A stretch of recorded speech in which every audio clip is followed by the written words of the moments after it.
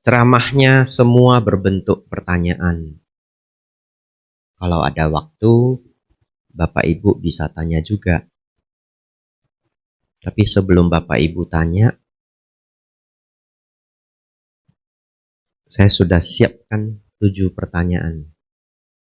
Saya tanya sendiri, jawab sendiri. Tapi kita coba dulu yang nomor 1. Mana tahu Bapak Ibu bisa jawab, ya. Bapak Ibu Saudara,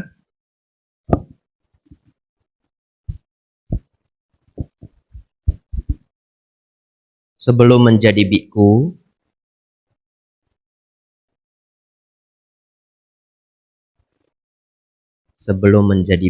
bahkan barangkali 3 tahun sebelum saya berangkat menjadi biku, saya senang sekali dana makan, Bapak Ibu. Jadi kalau saya ada di kota Medan, saya usahakan dana pagi, dana siang. Tapi kalau saya sedang di luar kota, tidak ada biku, ya tidak bisa berdana. Kadang saya ganti, saya fungsen ikan. Bapak Ibu Saudara, ketika itu setiap kali saya berdana, saya membuat 2 tekad. Tekad yang pertama, semoga saya bisa lancar menjadi biku. Karena saya tahu ingin menjadi biku itu tantangannya banyak sekali. Ya. Bapak Ibu yang mungkin belum pernah lama menjadi samanera atau belum pernah menjadi biku, tidak semudah yang dibayangkan. Bahkan ada umat Buddha yang sudah standby. Rumah sudah dijual, Bapak Ibu Saudara. Mobil sudah dijual. Jangan-jangan tabungan sudah dibagi. Terus berangkat jadi samanera, ingin menjadi biku. Tapi di tengah perjalanan muncul masalah yang besar. Mau tidak mau, tidak jadi menjadi biku. Lalu Bapak Ibu Saudara, tekad yang kedua. Tekad yang kedua yang saya buat adalah semoga setelah menjadi biku, saya selalu bisa mendapatkan guru yang terbaik. Itu tekad setiap berdana dalam hati. 2 itu. Semoga bisa lancar menjadi biku. Semoga selalu bertemu guru-guru yang terbaik dalam hati. Lalu Bapak Ibu Saudara, saat ini saya sudah menjadi samanera dan biku, kita sebut Pabajita, hampir 9 tahun. Dan kedua tekad itu benar-benar berbuah. Bapak Ibu Saudara, bahkan dulu saya diajak untuk jadi samanera di Wihara Mendut. Saya tidak tahu kalau di Wihara Mendut itu adalah tempat Sangga Pamokah pimpinan Sangga. Saya benar-benar tidak tahu. Jadi saya beruntung sekali. Begitu masuk, langsung bertemu dengan pimpinan Sangga. Kenapa beruntung, Bante? Ya, namanya dekat sama pimpinan. Kadang-kadang semua jadi gampang. Jangan dibocorin ya. Kalau kita punya harapan, kita sampaikan ke beliaunya, beliau yes, semua yang dibawa ikut yes toh. Yang penting beliau yes saja. Semua yes. Bayangkan ketika saya samanera misalkan.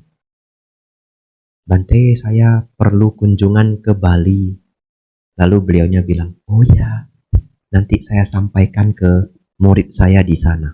Siapapun murid beliau yang disampaikan, pasti semuanya beres. Betul ya? Tapi saya tidak pilih Bapak Ibu. Karma yang membawa saya di sana. Dan masih tinggal di sana sampai hari ini. Lalu Bapak Ibu, panjang sekali ceritanya, saya skip. Ya. Setelah melewati banyak sekali hal, akhirnya masuk namanya LPS, Lembaga Pendidikan Sangga. Zaman dulu saya harus jadi samanera 2 minggu dulu, lalu meditasi 3 bulan, baru bisa masuk ke Mendut lagi, LPS 1 tahun. Di sana Bapak Ibu, benar-benar karma baik saya berbuah. Pada saat itu, salah satu guru, saya tadi mau menyebut kami, tapi saya baru ingat, saya LPS-nya cuma sendiri.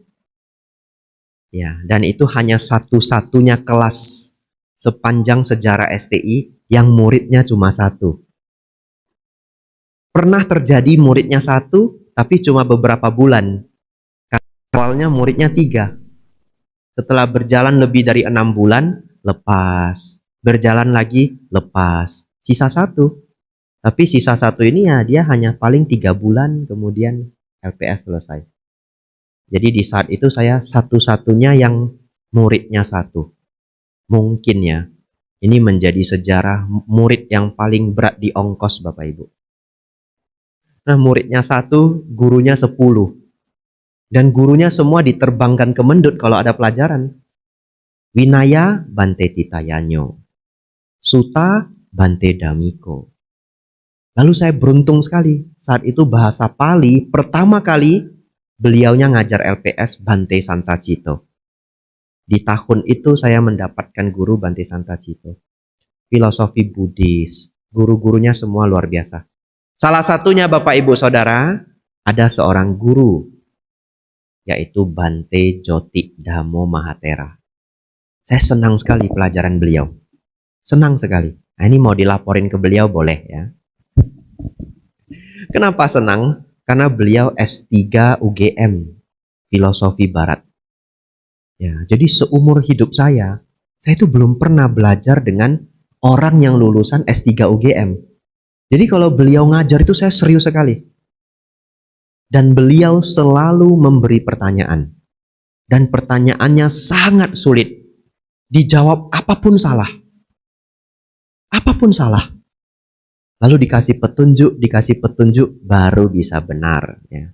Bapak Ibu Saudara, baik.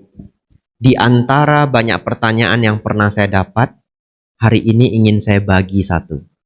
Ya. Coba, ada nggak yang bisa menjawab? Kecuali sudah nonton ceramah saya di provinsi lain ya. Ya, itu namanya ketemu buku kisi-kisi. Begini, dimulai ya. Ini pertanyaan beliau. Bapak Ibu Saudara, di dalam ajaran agama Abrahamik.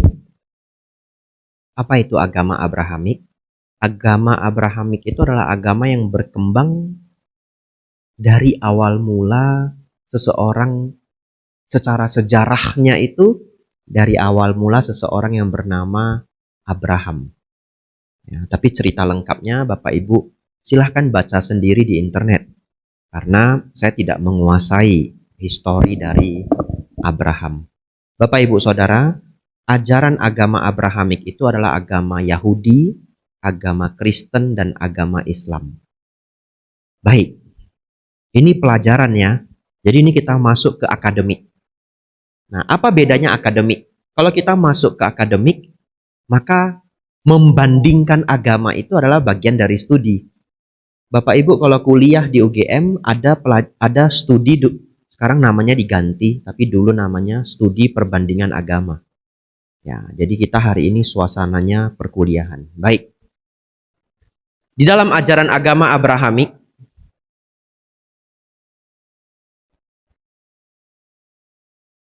ajaran ini berpusat dengan cara berpikir paling mendasar adalah Tuhan. Artinya apa? Artinya semua kembali kepada Tuhan. Ini adalah core teaching, sumber ajaran utama. Saya beri contoh. Dalam ajaran Abrahamik, kenapa seseorang tidak boleh mencuri? Walaupun ada alasannya, karena tidak baik, karena merugikan, tapi alasan yang paling mendasar adalah karena itu dilarang oleh Tuhan. Saya beri contoh kedua. Misalkan ada makanan yang tidak boleh dimakan. Ya. Banyak sekali makanan tidak boleh dimakan. Atau minuman yang tidak boleh diminum. Ketika makanan ini dikatakan tidak boleh dimakan, biarpun ada landasan-landasan ilmiahnya, tapi dasar berpikir paling dasarnya itu bukan landasan ilmiah itu. Contoh, misalkan ada satu jenis makanan tidak boleh dimakan. Kenapa tidak boleh dimakan? Baik, secara penelitian ternyata makanan ini katakanlah sejenis daging. Daging ini ada cacingnya. Daging ini tidak menyehatkan, ada parasitnya, sehingga tidak boleh dimakan. Tapi apakah benar itu alasan yang paling mendasar? Bukan. Karena saat ini peternakan sudah sangat maju. Hewan ternak itu diberi obat-obatan yang sangat maju, tidak ada cacing, tidak ada parasit lagi, tidak ada penyakit lagi. Apakah boleh dimakan? Tetap tidak boleh. Oleh karena itu, akhirnya yang paling mendasar adalah tidak boleh dimakan karena dilarang oleh Tuhan. Lanjut, bagaimana dengan yang baik? Yang baik itu misalkan membantu orang atau anak yatim piatu.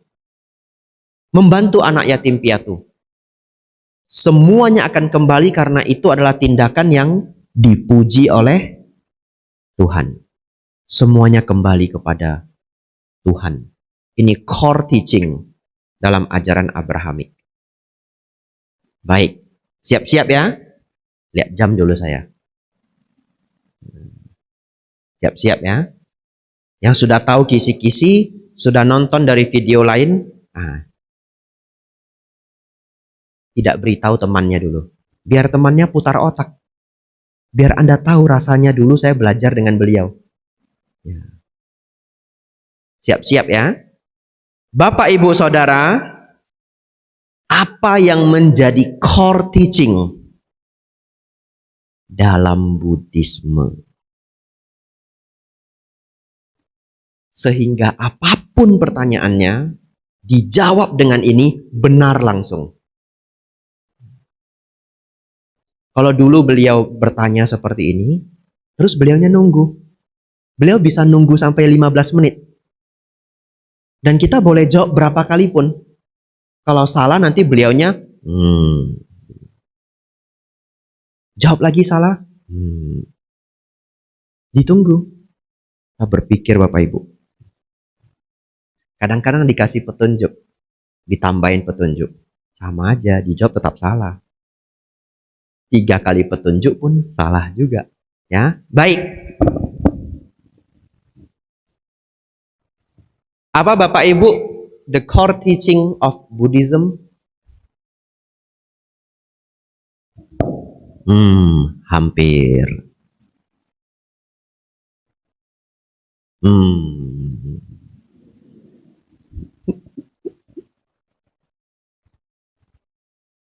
Harus yang paling mendasar. Hampir aja nggak boleh.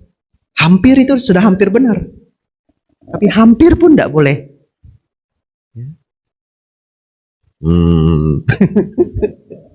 Ya, bukan ya.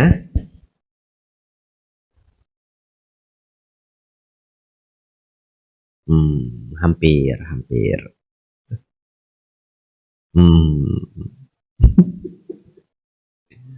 Apa? Karma. Ya, saya nunggu ini jawaban karma. Bukan juga. Karena saya tahu akan ada yang jawab karma ya. Gimana? Itu jawabannya. Ya. Ya, ini kalau jadi murid Bante Joti ini langsung jadi murid kesayangan ini. Segera mendaftar ya. Ya, Pak Baja bulan 7. Ya, masih kuotanya sudah penuh. Tapi kalau berpikir tidak pulang lagi, kita geser-geser kuotanya. Baik, Bapak Ibu Saudara, seperti itulah kelas Bante Joti. Sangat seru. Ditungguin. 15 menit juga ditungguin. Ya. Nah, tapi hari ini saya melawan 200 orang otak gitu. Ini 200 otak ini. Kalau dulu saya satu otak. Betul ya? Mikir. Kalau bisa benar, beliaunya senang sekali. Susah sekali untuk benar.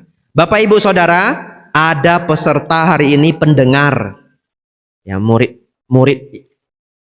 Dhamma itu sering disebut pendengar, sawaka. Ya, sebabnya tadi saya bilang pendengar gitu, agar Bapak Ibu tidak terkejut.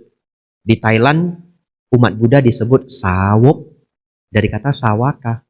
Ya, artinya pendengar. Nah, Bapak Ibu, jawabannya adalah adosa, aloba, amoha. Tadi ada yang jawab nibbana. Hampir. Karena adosa, aloba, amoha itu adalah nibbana. Betul ya? Ada yang jawab bebas dari kotoran batin. Hampir. Karena adosa, aloba, amoha itu bebas dari kotoran batin. Tapi kalau belajar dengan beliau harus yang gak bisa lagi dipecah. Ngerti ya? Udah yang paling ground. Udah yang paling bawah. Dicari lagi yang lebih bawah, nggak ada. Maklum, S3 filsafat. Ya.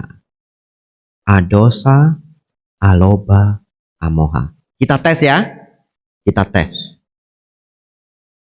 Baik. Bante, kenapa ya Bante? Dalam ajaran Sang Buddha kita tidak boleh mencuri. Kalau Bapak Ibu kasih jawaban, mencuri itu ada karma buruknya.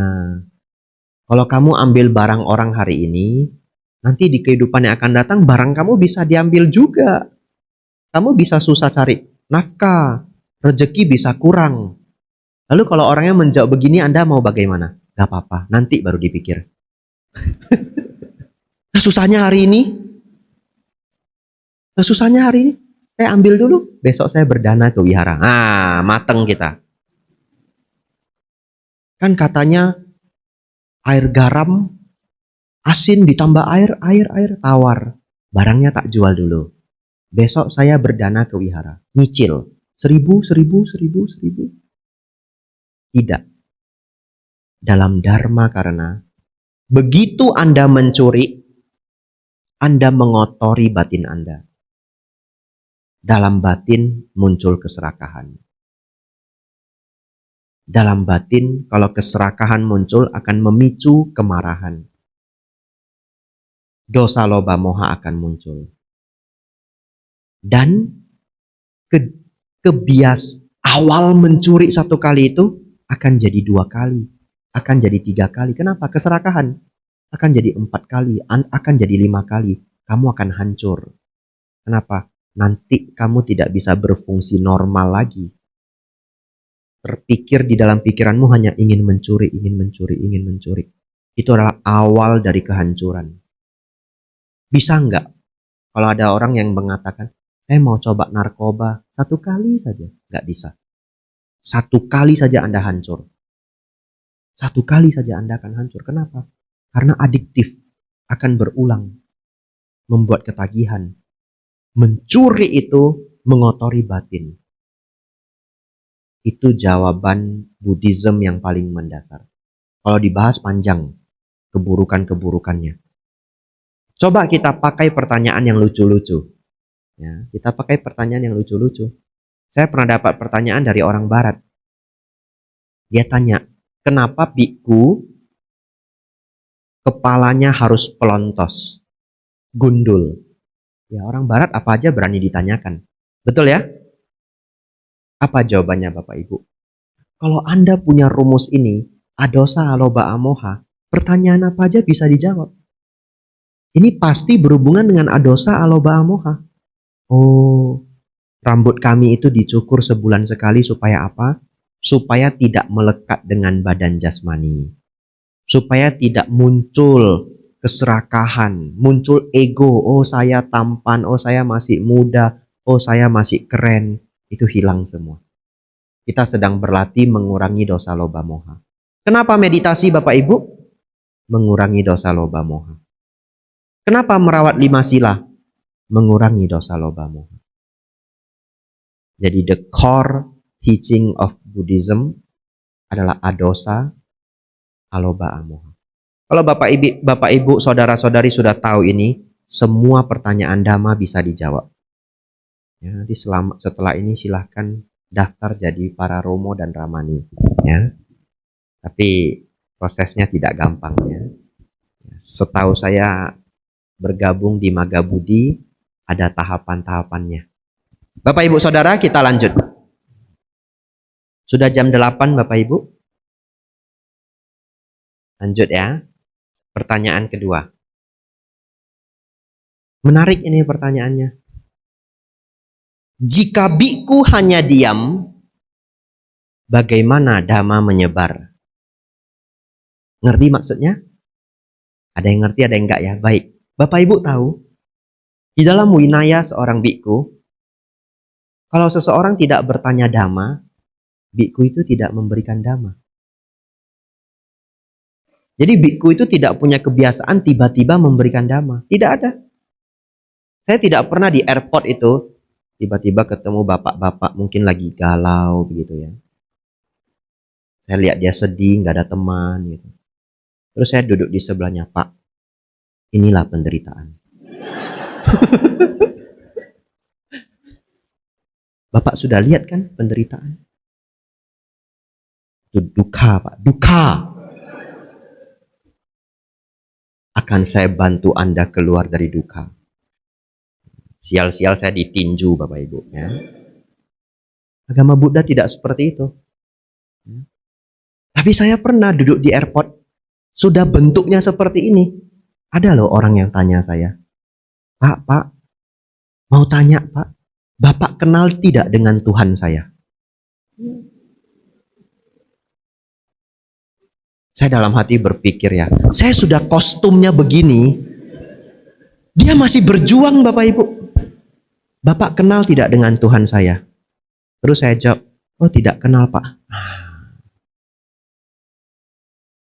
Bapak tidak bisa ke surga.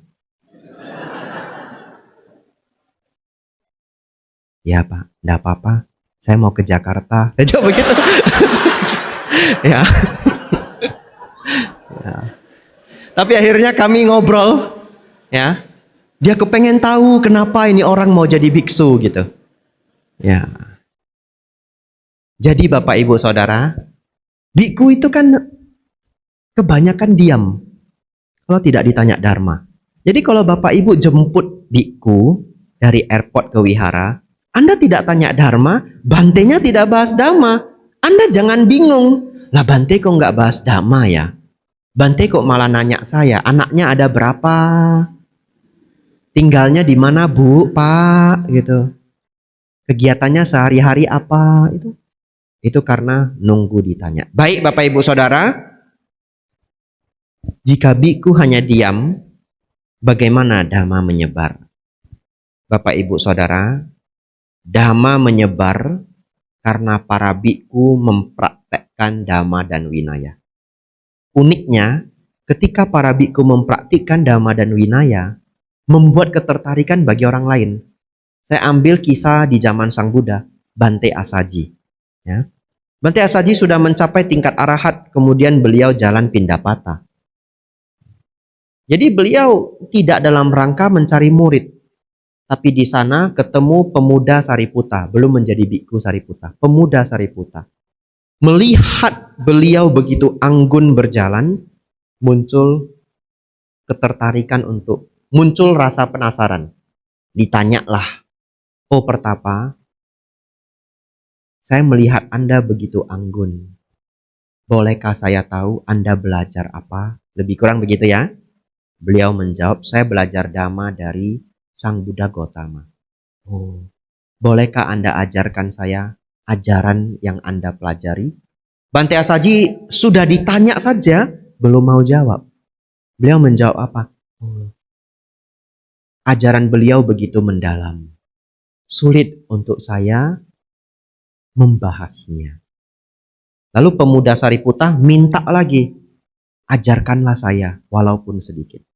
Akhirnya Bante Asaji yang saat itu sudah mencapai arahat mengucapkan satu ajaran. Secara singkat, lebih kurang adalah segala sesuatu yang berkondisi adalah tidak kekal. Segala sesuatu yang berkondisi adalah tidak kekal. Kalau di Thailand, saya belajar dulu dalam bahasa Thai, penerjemahannya berbeda kalau di sana.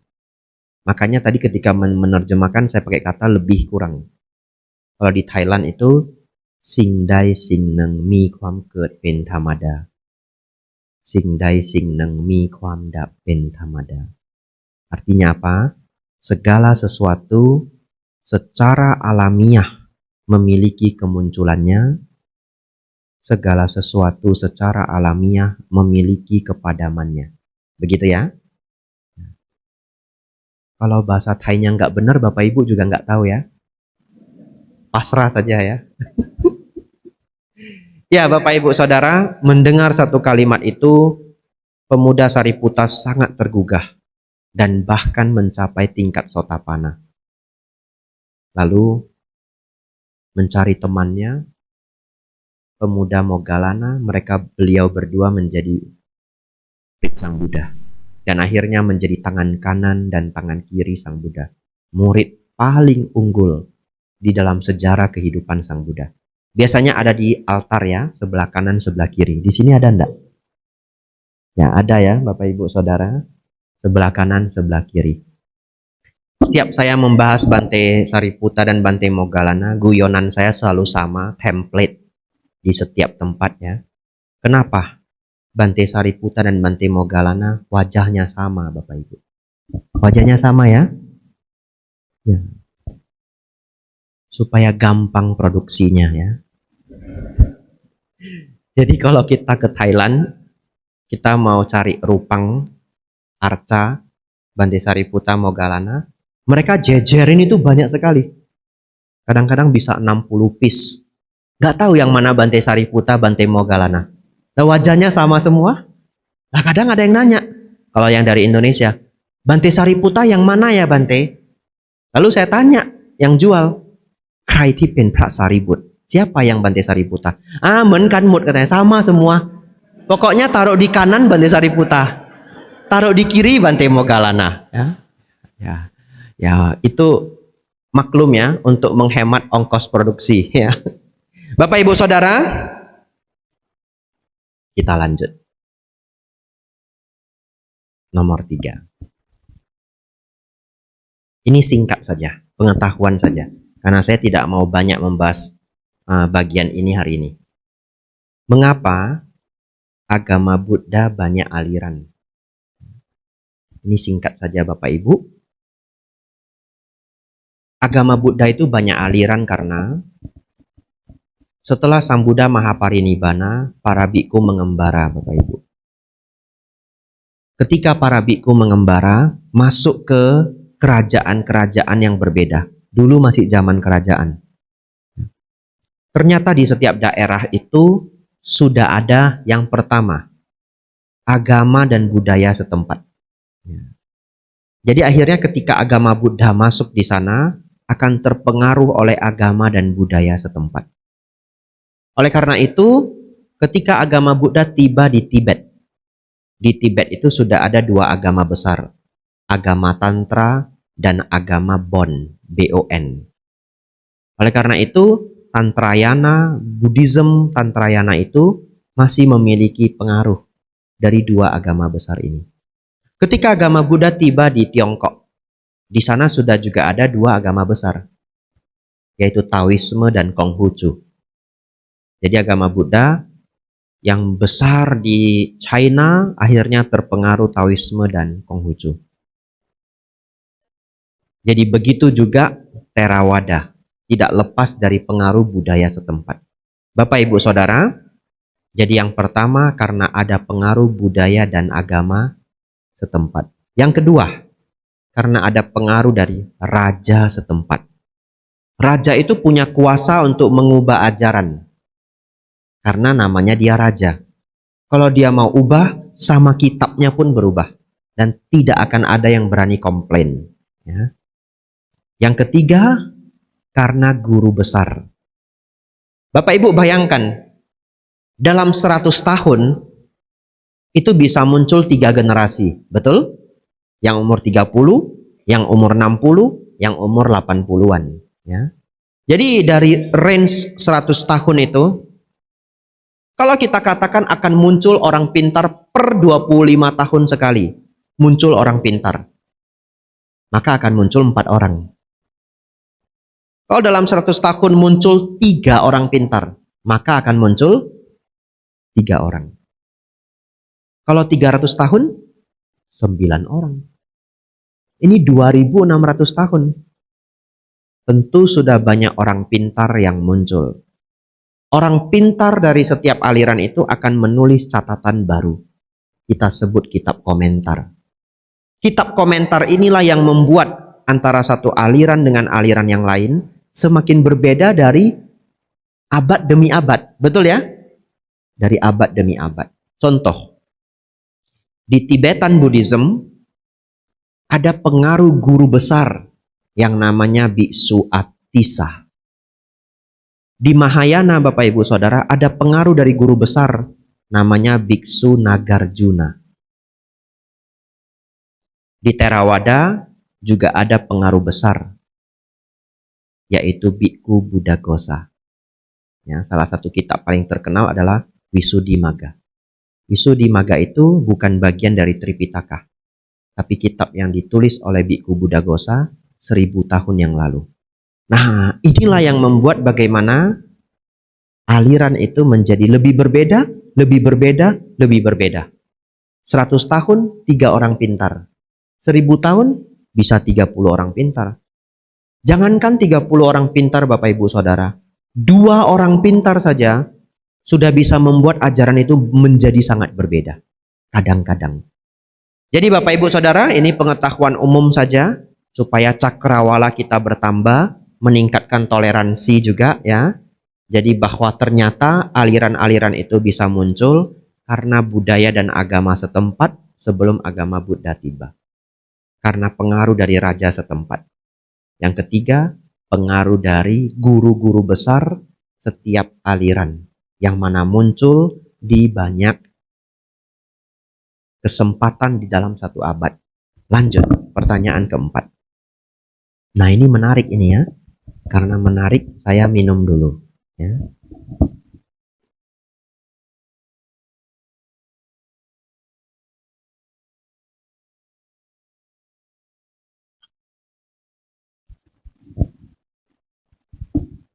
Baik Bapak Ibu Saudara, ini bagian yang menarik.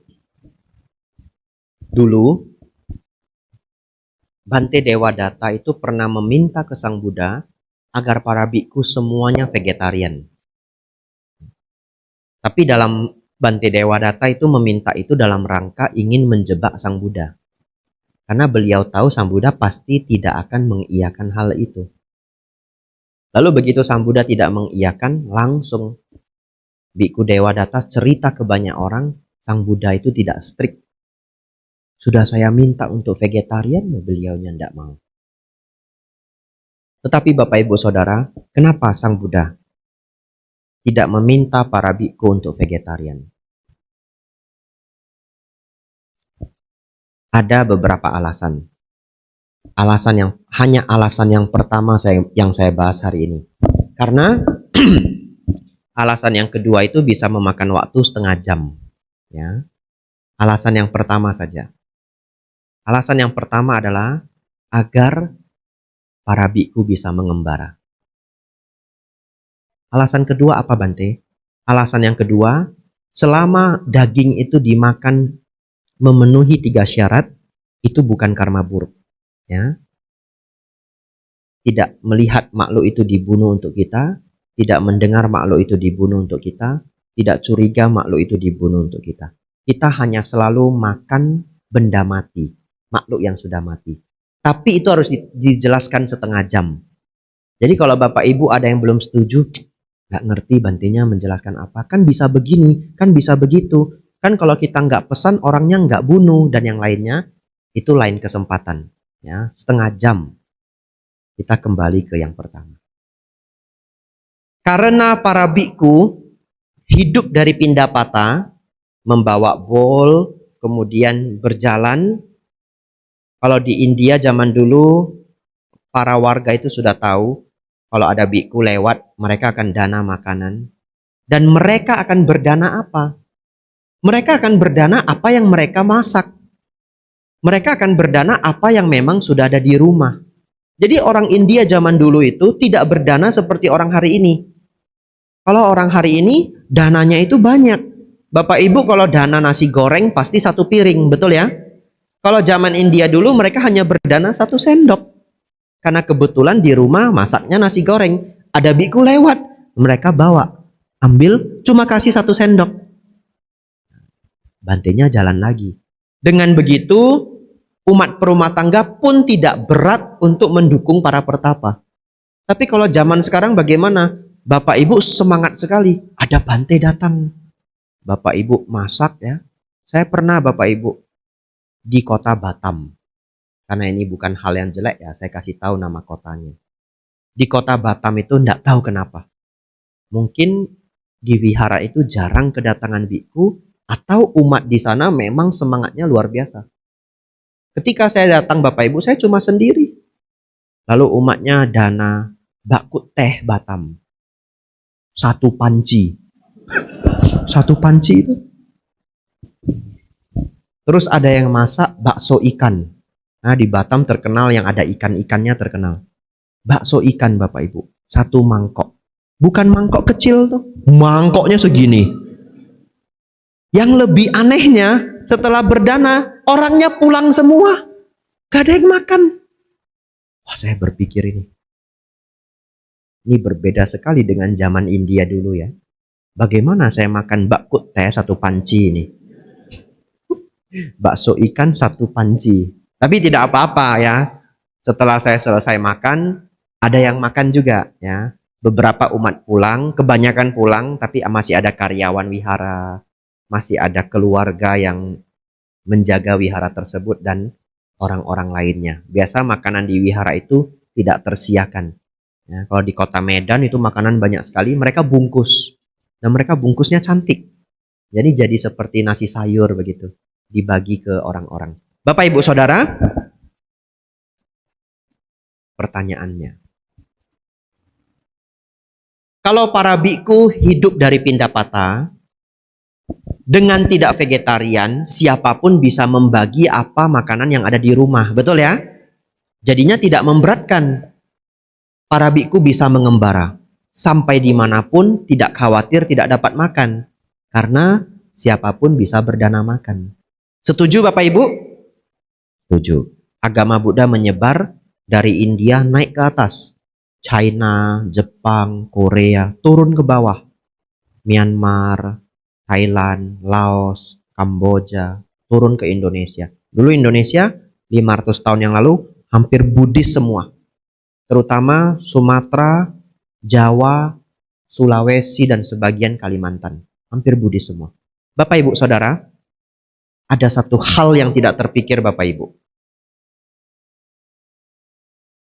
Bagaimana jika biku itu datang di desa, kota yang baru, tidak pernah ada biku, tidak pernah ada Pindapata. Betul ya?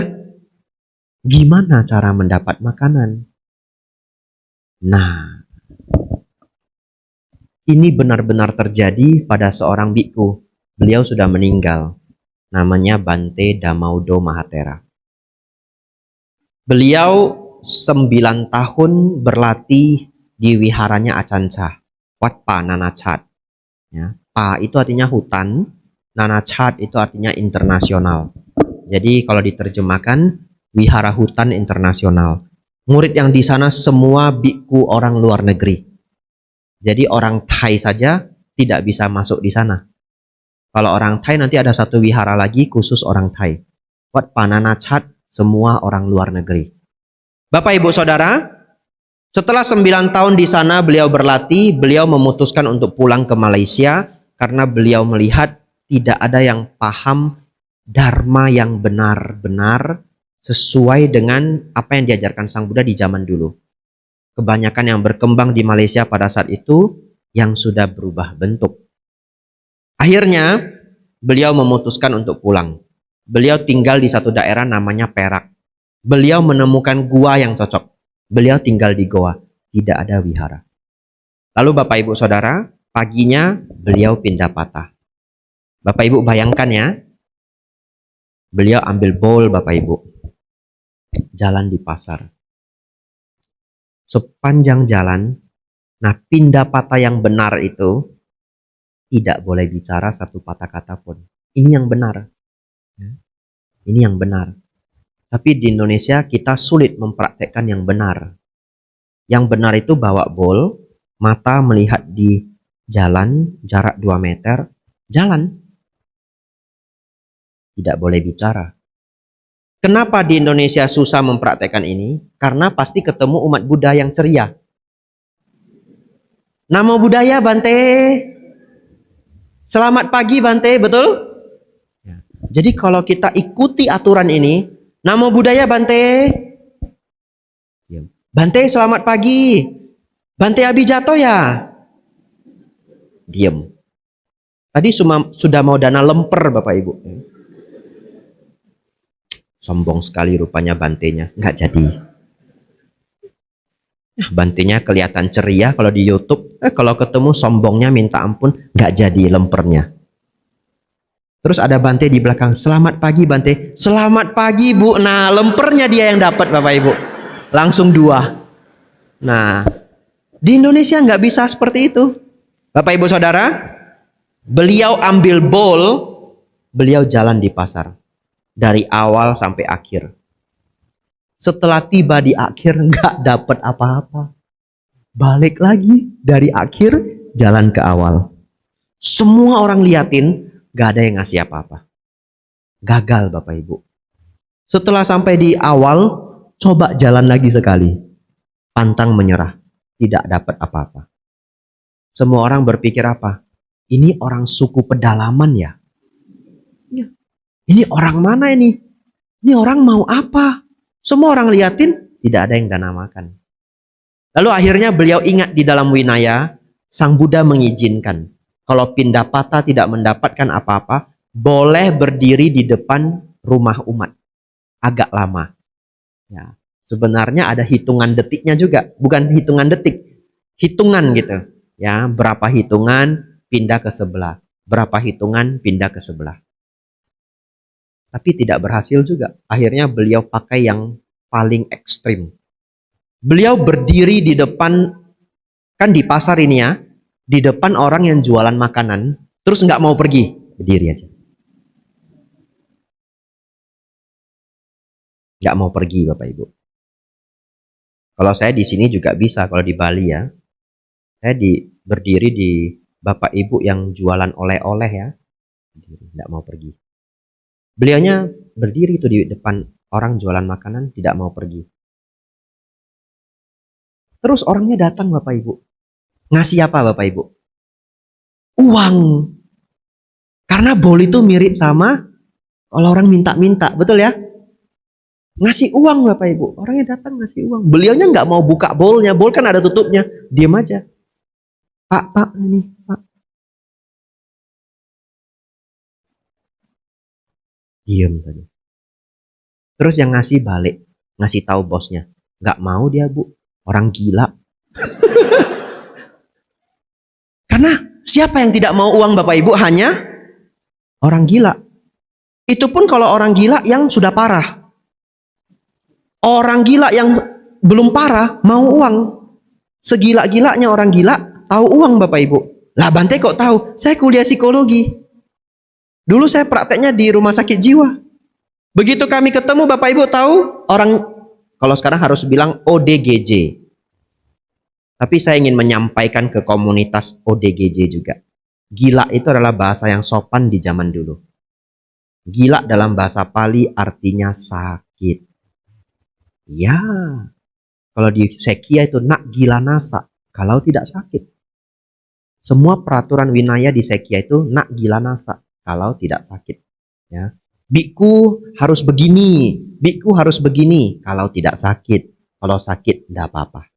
Bapak Ibu Saudara, jadi di Indonesia ini kita sudah memanggil mereka yang sakit jiwa dengan bahasa yang paling lembut di zaman dulu. Dia sakit. Gila itu sakit umum. Demam itu gila. Ya, sakit kepala itu gila. Bahasa Pali ya. Ya, tapi lama dipakai bahasa itu sekarang sudah terkesan kasar lagi. Sekarang sudah ganti bahasa baru ODGJ. Begitu ya. Baik Bapak Ibu Saudara. Orangnya ini kasih uang nggak mau. Nah tadi saya cerita praktek di rumah sakit jiwa. Bapak Ibu tahu kalau saya ketemu itu pasien, baru ketemu, dokter, minta 1.000. Iya. Terus kita interview ya kan, kita bikin tugas ya. Ibu masih ingat siapa yang bawa ibu dulu ke sini? Diem dia, nggak mau kasih jawaban. Ibu ingat enggak dulu siapa yang bawa kemari? Lupa. Nanti tak beli nasi padang bu. Oh iya dulu anak saya bawa saya kemari. Nah langsung ingat dia.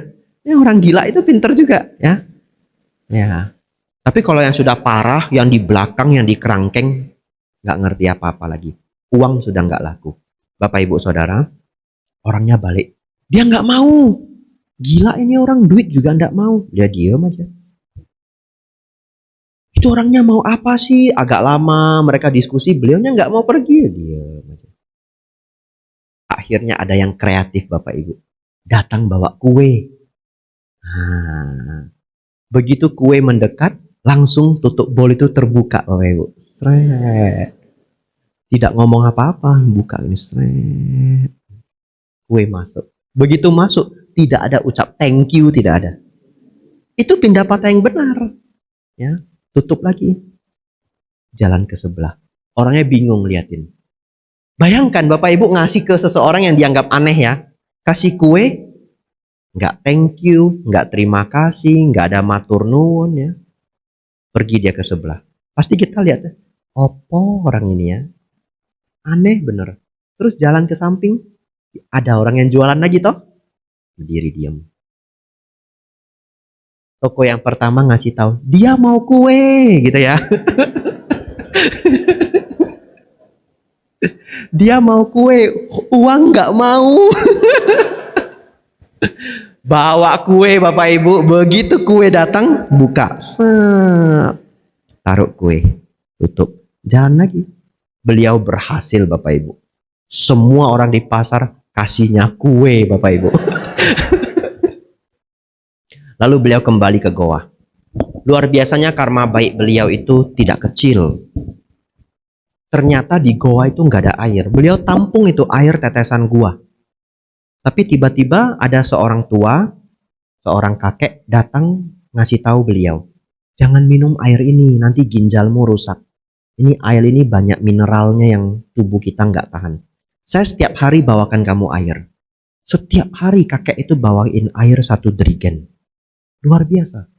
Makan ke pasar Bapak Ibu, pindah patah. Seminggu Bapak Ibu Saudara, beliaunya seminggu makan kue. Kalau dilanjutkan ini diabetes Bapak Ibu. Setelah seminggu, ada orang yang tiba-tiba ngikutin beliau sampai ke goa. Ketemulah di goa. Atau orang ini cari beliau. Ketemu di goa. Setelah ketemu baru dia tanya, Anda sebenarnya dari mana? Kenapa pakaiannya begini?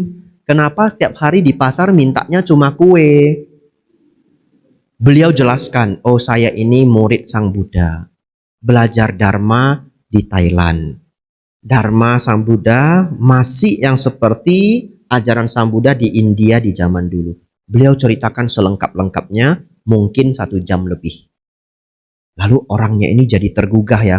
Oh, nah itu Bapak Ibu, seorang biku nunggu untuk ditanya. Dia bisa ngajarkan Dharma. Masuklah orang ini sebagai orang yang belajar pertama di daerah Perak. Begitu orang ini mau pulang, beliaunya cepat-cepat ngasih tahu. Besok kalau saya pindah patah, nggak harus ngasihnya kue. Jual apa, ngasihnya apa, biar nggak terbebani. Oh iya baik. Besok pindah patah Bapak Ibu, nasi lemak, kue tiaw, kari ayam ya. Nah, kalau enggak seumur hidup makannya kue, diabetes ya. Nah, Bapak Ibu Saudara, menjadi biku itu memang sangat unik karena umat itu sangat mendukung biku. Pernah ada seorang bante, saya diceritain, beliaunya cerita kalau makan selada itu sangat menyehatkan. Lalu beliau memuji-muji selada. Besok makan pagi Bapak Ibu selada semua. Jadi saya kalau mau bahas makanan yang menyehatkan saya harus hati-hati ya. Kemarin saya diajari umat, katanya kalau makan kukusan tomat itu sangat menyehatkan. Ya, jadi kakaknya setiap hari kokonya ya 2 tomat, kukusan tomat itu breakfast dia. Sangat baik untuk mencegah prostat, katanya begitu ya. Nah, terus saya mikir, Pak, kalau saya cerita ini di wihara, besok saya makannya tomat kukus semua ya. Ya. Jadi seperti Bante Damaudo memberi pesan tidak harus kue gitu ya. Hari ini saya harus berpesan tidak harus tomat ya.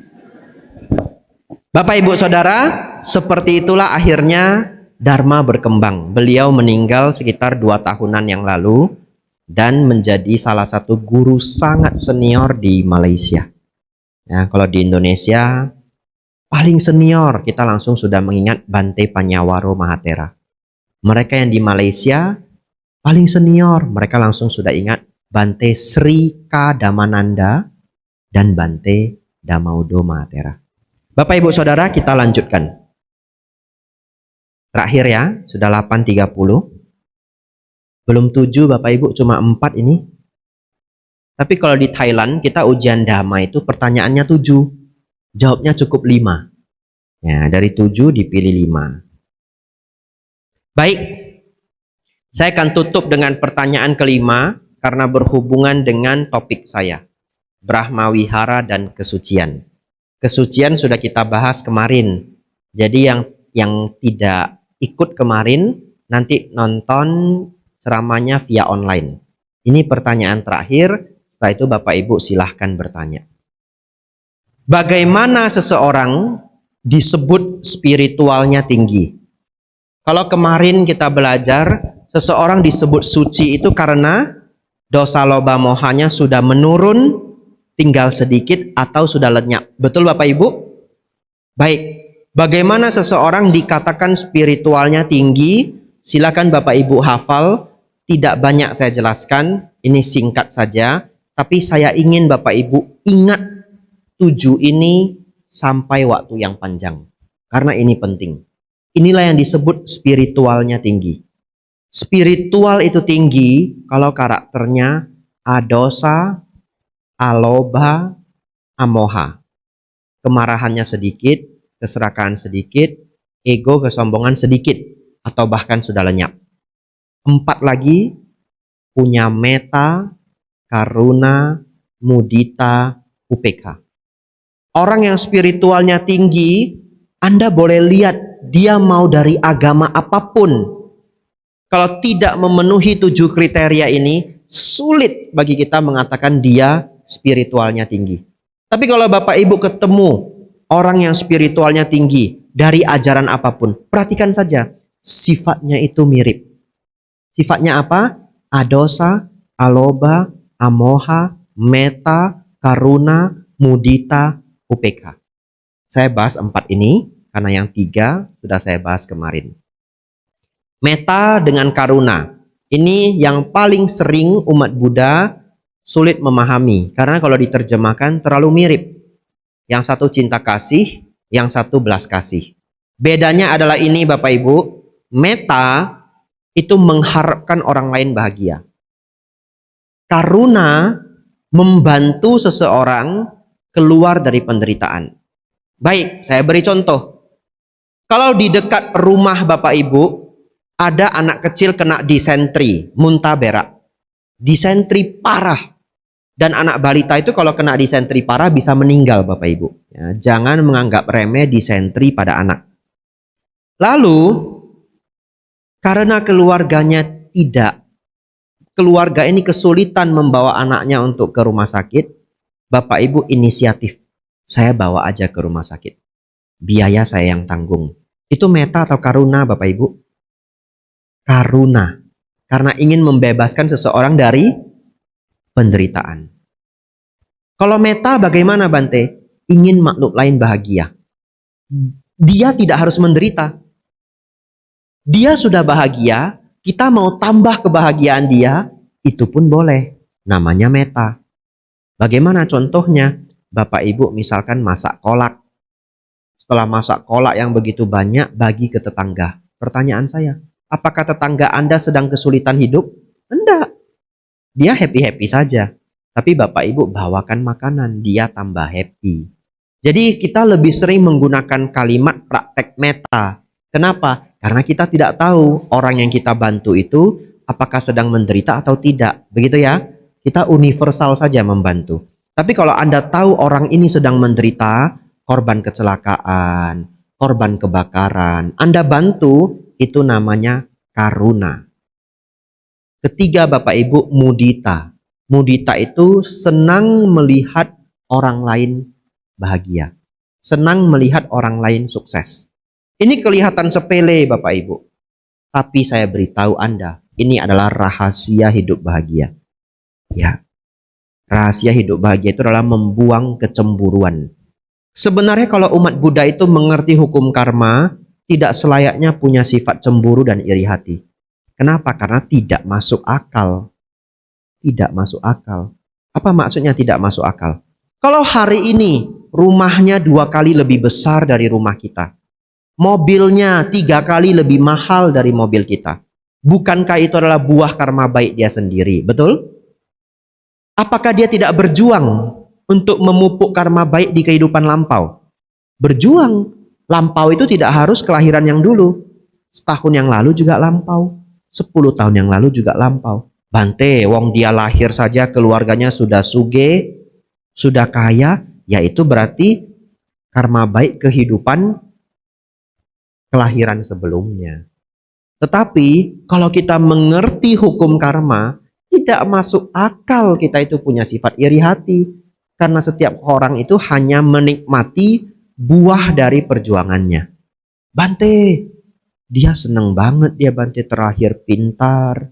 Dia belajar 3 jam saja nilainya sudah 9. Saya belajar Bante sudah 5 hari, nilainya 6,5. Mau nyontek tidak berani, kata Bante itu nanti karma buruk. Ya, Anda melihat dia terlahir pintar saat ini. Tapi kalau kita bisa melihat kehidupan sebelumnya, dia adalah orang yang sangat senang belajar. Tidak minum minuman keras, sehingga pikirannya itu jernih dan senang bermeditasi. Sehingga konsentrasinya kuat. Dan dia melakukan itu berpuluh-puluh tahun. Lahir di kehidupan ini jadi orang pintar. Tapi itu adalah buah kehidupan lampau. Dan Anda bisa melakukannya saat ini. Bagaimana Bante supaya saya terlahir di kehidupan akan datang semakin pintar dari hari ini? Rajin bermeditasi. Rawat 5 sila. Jangan minum minuman keras. Jangan menyiksa makhluk lain supaya kita tidak terlahir cacat. Senang belajar. Ikut SPD. Begitu ya. Ada kelas Bante Abijato. Cepat-cepat datang. Begitu ya. Bapak Ibu Saudara. Itu mudita. Terakhir adalah UPK.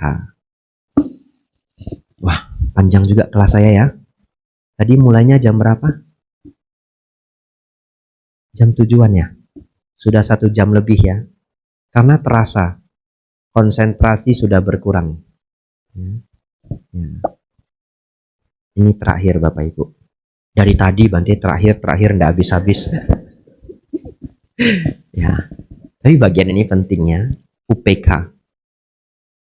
UPK ini sangat penting. Terutama kalau Anda orang baik. Ya. Terutama kalau Anda orang baik. Kalau Anda orang baik, lalu empati Anda sangat tinggi, Anda bisa duka juga. Ada umat Buddha yang sangat baik. Cerita ke saya. Bante, dulu saya sering duka. Kenapa? Kalau saya lihat orang di rumah sakit kena kanker, saya serasa kena kanker. Kalau saya melihat orang itu hidupnya susah, saya merasa seperti hidup susah. Jadi sangat merasa. Melihat orang sedih, dia ikut sedih. Melihat orang sakit, dia ikut sakit. Ternyata secara dhamma, setiap bentuk penderitaan batin adalah kotoran batin. Ya, walaupun maksudnya baik. Jadi kalau Bapak, Ibu, Saudara-saudari bersedih terlalu berat karena melihat orang lain itu bersedih, itu bukan hal yang baik secara dhamma. Tetapi tentu kita akan tersentuh, betul ya? Tentu kita akan tersentuh, tapi jangan sampai membuat hidup kita menjadi sulit. Oleh karena itu, kita harus tiru para dokter. Dokter itu menyembuhkan penyakit kita. Sesakit apapun kita datang, dokter masih bisa senyum. Betul ya? Kadang-kadang stres juga ya. Kita misalkan seseorang usus buntu, Bapak Ibu, sakitnya minta ampun, wajah sudah hijau, dokternya masih bisa, selamat pagi gitu. Ini sakit sudah berapa jam? Namanya siapa? Kita sudah mau mati, Bapak Ibu Saudara ya. Tanya nama siapa gitu. Nah, tetapi kenapa dokter itu tidak bisa ikut sakit seperti kita? Karena dokter sudah terbiasa dan dia tahu tugas dia adalah menyembuhkan rasa sakit kita. Dokter ikut sakit ada gunanya enggak? Anda mau enggak? Anda sakit, kaki kejepit atau jangan Anda lah, orang lainnya. Jadi takut kita ya. Bapak Ibu Saudara, bayangkan seseorang kakinya terjepit, tangannya terjepit, usus buntu dan sebagainya. Datang ke dokter. Dokter, ini tangan saya ini luka, ini berat. Lalu dokternya juga ikut nangis. Waduh, kasihan kamu. Lalu dokternya tangannya gemetar. Gimana ini Pak? Gimana Anda kok bisa begitu gitu? Anda berani nggak ke dokter seperti itu? Anda langsung pulang, Bapak Ibu ya. Oleh karena itu dokter itu harus kuat. Kalau Anda ingin jadi murid Sang Buddha, Anda harus jadi orang baik hati yang batinnya kuat. Kita sebut sebagai UPK. Melihat makhluk lain menderita, ditolong, bukan ikut menderita. Betul ya? Ada orang jatuh ke selokan, Anda tidak harus menangis, lalu sambil liatin, sambil sedih. Mau ngangkat dia udah nggak kuat karena badan ini lemas gitu. Nggak ada gunanya. Tenangkan diri. Setiap orang menjalani karmanya masing-masing. Semoga orang ini bisa terbebas dari duka. Kalau Anda sanggup membantu, bantu. Kalau Anda tidak sanggup membantu, beritahu orang lain. Mungkin ada yang bisa membantu. Kalau tidak ada yang bisa kita lakukan, kita beri harapan baik. Ya, semoga dia terbebas dari duka. Belajar seperti ini Bapak Ibu pelan-pelan, namanya UPK. 7 Bapak Ibu, selesai tugas saya hari ini. Ya, ini disebut 7 kualitas orang yang spiritualnya tinggi. Adosa, alobha, amoha, metta, karuna, mudita, upeka. Ya, sabe, sata, bawantu, sukitata. Semoga semua makhluk hidup berbahagia.